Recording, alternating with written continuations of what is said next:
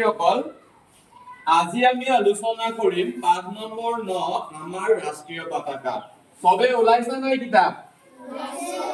ওলাইছা হয় নে নহয়? তোমালোকে দেখিছানে? দেখিছো। এইটো ওলাইছা নে সবে? ওলাইছো। তোমালোকে ৰাষ্ট্ৰীয় পতাকা কেতিয়াবা দেখিছা নাই? দেখিছো।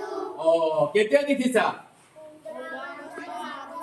15 আগষ্ট 26 জানুৱাৰীত আমাৰ স্কুলৰ ফিল্ডত আমি উত্তোলন কৰো হয় নে নহয়? কিয় উত্তোলন কৰো? যেতিয়া আমাৰ ৰাষ্ট্ৰীয় দিৱস হয়। বুজিছা নাই? বুজিছো। আমাৰ ৰাষ্ট্ৰীয় দিৱসবোৰত আমি কি কৰো? আমাৰ ৰাষ্ট্ৰীয় পতাকাখন উত্তোলন কৰি আমি সন্মান জনাও হয় নে নহয়? আৰু সন্মান জনোৱাটো ভাৰতৰ প্ৰত্যেকজন নাগৰিকৰ কৰ্তব্য হয় নে নহয়? মই তোমালোকক আজি ৰাষ্ট্ৰীয় পতাকাখনৰ বিষয়ে তোমালোকক কেইটামান কথা শিকাম। হ'বনে? হ'ব।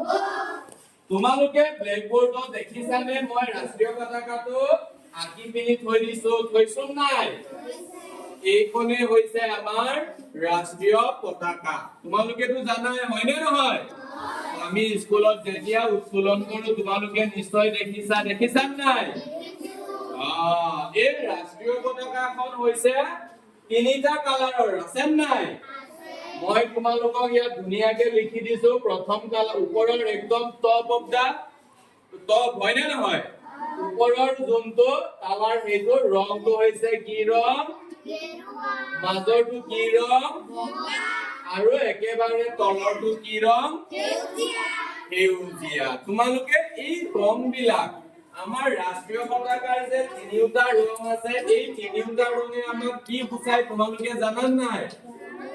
তোমালোকে জানা? জানি যদি ঠিকেই আছে হলেও মই তোমালোকক পুনৰবাৰ আকৌ আওৰাই দিছো।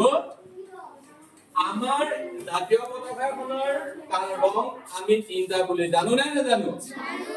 তিনি বৰণীয়া জাতীয় পতাকা বতাহত উৰি নাচে পঢ়িছিলো নাই আমি? এই পাঠটোৰ একদম ওপৰতে সেই আমাৰ ছুটিকে কবিতাটো আছে নাই? কবিতাটো এবাৰ গাবা নেকি? কোৱা মোৰ লগতে কোৱা। তিনি বৰণীয়া জাতীয় পতাকা বতাহত উৰি নাচে ওপৰত গেৰুৱা মাজত বগা তলত সেউজীয়া আছে মাজৰ গাৰ নীলা অশোক চক্ৰত 24ডাল দণ্ড আছে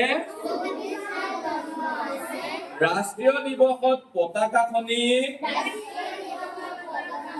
সকলোৱে সন্মান যাচে। সকলোৱে আমি সন্মান যাচো নে নাযাচো? এতিয়া এই জাতীয় পতাকাখনৰ বিষয়ে আমি কেইটামান কথা ধুনীয়াকে জানিম হয় নে নহয়? এতিয়া চোৱা মই তোমালোকক জাতীয় পতাকাখনটো তোমালোকক মই আঁকি দেখাই দিছো ব্লেকবোৰ্ডত হয় নে নহয়? ইহঁতৰ কেইটা ৰং আছে দেখাই দিলো নাই? তেতিয়াহলে এই যে মাজত থকা ঘূৰণীয়া দণ্ডডালো মই দেখুৱা নাই কি আছে? মই লিখি দিছো জানো? ইয়াক মই লিখি দিয়া নাই হয় নে নহয়? তেতিয়াহলে আমি ইয়াক কি বুলি কওঁ? কি চক্ৰ? হেয়া পাহৰি থাকিলা। ইয়াক আমি অশোক চক্ৰ বা ধৰ্ম চক্ৰ বুলি কওঁ। কথাটো গম পাইছানে? কি বুলি কওঁ? ধৰ্ম চক্ৰ বুলিও আমি কওঁ। দুটা নাম আছে ইয়াত। এটা কলেও হ'ব অশোক চক্ৰ বুলি কলেও হ'ব নহলেও ধৰ্ম চক্ৰ বুলি কলেও কোনো কাৰণত ভুল নহয়। কথাটো গম পাইছা নাই? ইয়াত কেইডাল দণ্ড আছে বুলি ক'লা? অশোক চক্ৰত কেইডাল দণ্ড আছে? 24ডাল হয় নে নহয়? এই জাস্ট আমি অলপ আগতে কবিতাটোতে গাই আহিলো নাই? আমাৰ অশোক চক্ৰত 24ডাল দণ্ড আছে। ইয়াৰ বিষয়ে আমি দুই এটা কথা শিকিলো নে? এতিয়া আমি আমাৰ জাতীয় পতাকাৰ এই তিনিটা ৰঙে আমাক কি বুজায় আমি সেই কথাটো জানিম হয় নে নহয়? এই ওপৰত যে গেৰুৱা ৰংটো আছে আছে নাই মই ইয়াত ৰংটো লিখি দিছো কাৰণ ইয়াত ৰংটো দিব নোৱাৰে হয় নে নহয় এই গেৰুৱা ৰংটোৱে কি বুজায় শক্তি আৰু সাহসৰ প্ৰতীক কিহৰ প্ৰতীক এই গেৰুৱা ৰংটোৱে কি বুজায় শক্তি আৰু সাহসৰ প্ৰতীক হয় নে নহয় মাজৰ যোনটো অশোক চক্ৰ আছে মাজত আছে নাই এই মাজত থকা অশোক চক্ৰ থকা জেগাটোৰ ৰংটো কি বগা হয় নে নহয় অলপ জোৰকে কবা সকলোৱে তেতিয়া আমাৰ ভাল লাগিব হয় নে নহয় এই বগা ৰংটোৱে কি বুজায় সত্য আৰু শান্তিৰ প্ৰতীক সত্য মানে কি বুজিছানে শান্তি মানে কি বুজিছানে এই বগা ৰংটোৱে আমাক সত্য আৰু শান্তিৰ প্ৰতীক হিচাপে সূচায় গম পাইছা নাই এই সেউজীয়া